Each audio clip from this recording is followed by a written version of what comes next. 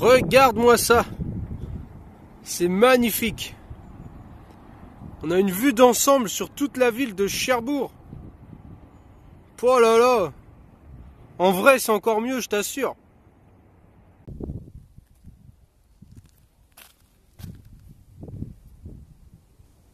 Salut, c'est Baptiste. Aujourd'hui, on se retrouve dans le musée du rôle à Cherbourg.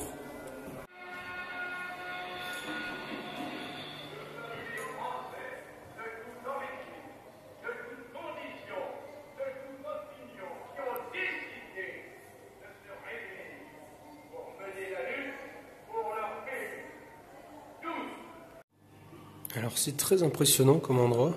Là c'est des affiches de propagande qui étaient hyper efficaces pour envoyer sous le régime de Pétain, ils envoyaient des travailleurs en Allemagne. Ouais, et ils disaient que c'était pour protéger la France. Astucieux. Là, on a des postes à galène. C'est une radio quoi, c'est pour envoyer des messages.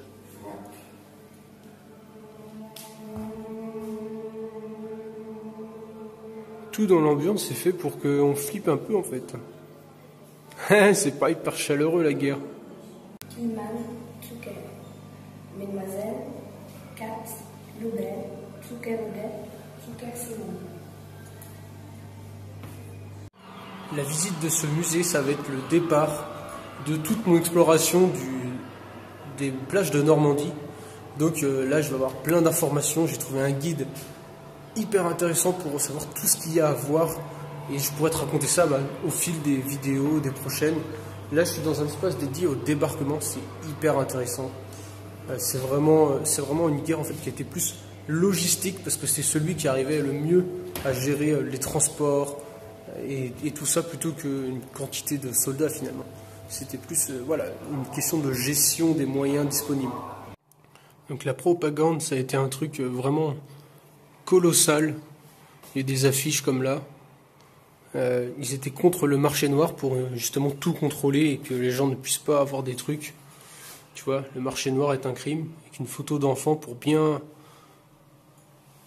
insister sur le fait que faut se plier au truc quoi. Avec des films et tout, la propagande c'était vraiment un truc hyper important qui a été fait pendant la guerre quoi.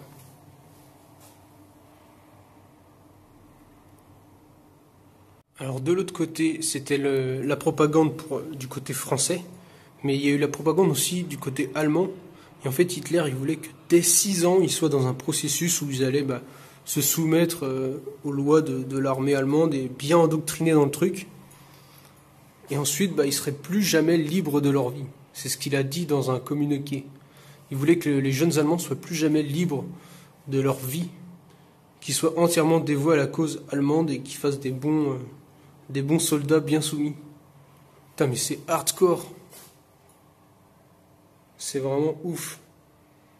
Alors, le musée est très bien organisé, c'est-à-dire que là, on est à l'étage en dessous, au niveau sombre, tout ce qui était un peu guerre, tout ça. Et là, la libération montée vers la lumière. Et regarde un peu. C'est vachement bien fait. Là, pour le coup, il y a un vrai effort qui a été fait au niveau du design de l'espace en lui-même. C'est super. Je le disais tout à l'heure, il y a un grand aspect stratégique pour prendre un port comme celui de Cherbourg qui est en eau profonde, qui va permettre ensuite de débarquer énormément en fait de matériel et tout pour continuer la libération de la France. Ça ne sert à rien de débarquer juste sur les plages et de pas pouvoir débarquer des gros engins et tout. Donc il était impératif de prendre le port de Cherbourg. Et c'est pour ça qu'il y a une partie de la 4e division qui a été dépêchée pour aller libérer le port de Cherbourg. Et ça a été beaucoup plus compliqué que ce qu'on croyait. Parce que il y a eu énormément de défenses qui ont été mises aux alentours de Cherbourg. Et les Allemands, en fait, avant de se faire avoir, ils ont détruit ce port-là parce que en fait, c'est vraiment un point stratégique pour décharger énormément de matériel. Donc, à cause de ça, on a été bien ralenti. C'est ça le mot que j'ai cherché, c'est logistique. Et ça, c'est toute l'organisation des troupes alliées qui ravitaillaient Cherbourg via la plage du coup, en attendant de reconstruire le port. C'est le type d'arme qu'on voit dans certains jeux en ligne. Et là, du coup, le fait de le voir en vrai, ça change complètement la vision du truc, quoi. On trouve ça beaucoup moins cool. Je me dis qu'il y a des gens qui se tuaient avec ça, quoi. C'est complètement hallucinant. C'est du délire. Oh la vache.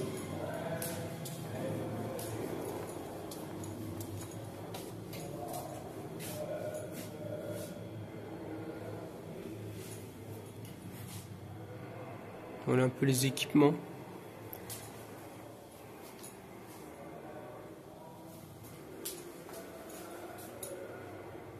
Il y avait des couleurs différentes de parachutes en fonction de l'utilisation qu'il y avait. Donc ceux qui descendaient, ils avaient, enfin ceux qu'on pensait les humains qui descendaient avec, c'était des parachutes camouflés pour se planquer après.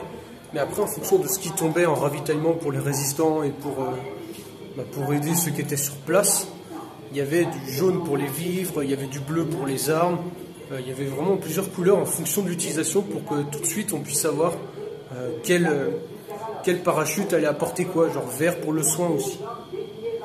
Puis de temps en temps, tu as des petites vidéos comme ça d'époque. Les films ont pris une grande importance dans la propagande parce que c'était un moyen très efficace de toucher la population et que ça paraissait pas comme de la propagande, quoi. Donc ça a joué un rôle vraiment hyper important. L'approvisionnement du front a été vraiment quelque chose de décisif dans la guerre. Donc il y a eu le rail dont la grande partie arrivait de Cherbourg et ensuite était transportée par rail. Le pétrole aussi, donc tout ce qui est acheminement de pétrole, ils ont construit. Alors au début c'était des bateaux qui avaient le pétrole en mer et qui déchargeaient, et ensuite ils ont construit un oléoduc directement venant d'Angleterre avec des milliers de litres par jour pour approvisionner le front. Et par la route, donc il y a eu 2 routes principales, tu vois comme là, et c'est par là que tout l'approvisionnement se faisait au niveau route, quoi. Et il y a 3 millions de personnes qui dépendaient de cet approvisionnement-là. Et puis il y a un moment, ils ont eu des problèmes avec le port de Cherbourg. En fait, il était complètement détruit, mais ils n'ont pas eu le choix. Ils ont dû le reconstruire. Et là, il y a une belle citation. Le difficile, nous faisons immédiatement. L'impossible demande un peu plus de temps. C'était leur devise. Et en fait, ils ont réussi au final à reconstruire le port. Ils ont perdu plusieurs bateaux parce qu'il y avait des mines dans le port qui avaient été mises par les Allemands. Mais ils ont réussi à reconstruire le port et c'est de là que tout l'approvisionnement dont je viens de parler a pu être fait, quoi. Tu vois, et puis il y a des sacrés bateaux quand même. Le port de Cherbourg a vraiment été la clé de la liberté de la France, quoi. Parce que ça a vraiment permis tout le reste. C'est assez hallucinant. Oh, marrant le son dans cette pièce. Ça a vraiment été crucial en fait, tout le port de Cherbourg. Et c'est devenu, en quelques mois, c'est devenu le plus grand port mondial utilisé à des fins militaires. Il a dépassé en capacité de chargement, déchargement, tout ça, 2 fois le port de New York en temps de paix. Alors que Cherbourg c'est beaucoup plus petit que New York. Donc c'est vraiment, ils ont vraiment fait un exploit mais considérable. Donc là on a une vue sur Cherbourg, mais je sais pas si tu vois grand chose. Ah franchement c'est vraiment cool. Enfin c'est cool, enfin je me comprends quoi, elle va pas croire que je trouve ça cool mais... Alors là tu vois, c'est moi qui dirige avec mon doigt où est-ce que je veux regarder. Et quand je veux cliquer sur quelque chose, par exemple là, hop, ça me donne des infos. Le pont tournant. Les débris du pont tournant, tac, chalumeau, retiré afin de débloquer l'accès du site. En fait les Allemands ils avaient tout détruit. Donc ils ont dû trouver des solutions pour faire ça rapidement, quoi. Allez, fini de jouer. Voilà à quoi ressemblaient les téléphones à l'époque. Donc si tu te plains encore que ton téléphone est trop encombrant, eh ben là ça te donne de quoi réfléchir. On se croirait dans une réserve. C'est des packs de quoi? Des packs de bière? Oh la vache, et du Coca-Cola. Chaud. On a une superbe vue sur Cherbourg et sans le vent. Parce que quand on est à l'extérieur, il y a le vent qui gâche tout.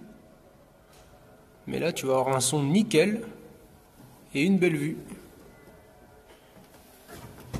Alors ça, Achtung, c'est de l'allemand, ça veut dire attention. Sous-entendu, il doit y avoir une mine ou des trucs comme ça, quoi. Ça, c'est les plans. Et voilà, donc la visite du musée est terminée. Ça fait une super introduction justement pour les plages de Normandie que je vais aller visiter plus tard et que tu verras dans les prochaines vidéos du coup. Et puis je te dis du coup à bientôt pour une prochaine vidéo. En attendant, amuse-toi bien. Salut! Ce château d'eau, il a vraiment la classe. J'ai vraiment envie d'habiter dedans.